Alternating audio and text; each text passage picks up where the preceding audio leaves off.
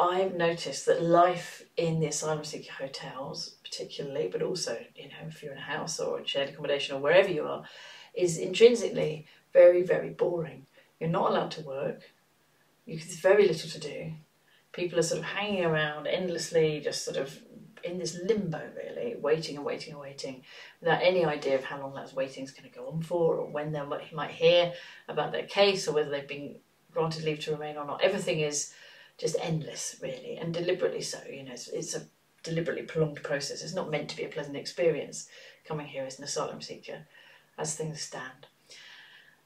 And those qualities or traits of sort of like making it happen, getting things over the line, just not giving up, you know, you have to have quite a bit about you to do it. Then to suddenly be landed in a situation where you have to be completely passive.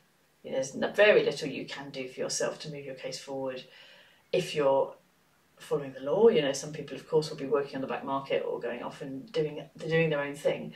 But in terms of the system setup and living in that hotel environment, it's really, really dispiriting.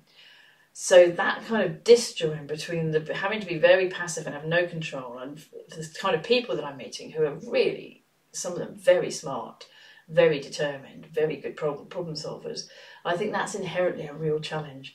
And one of the reasons that we wanted to give this resource to people is that there is something they can actually do for themselves that is in their gift and their control. You know, they can pick up the book, they can choose to learn from it or not, as they wish.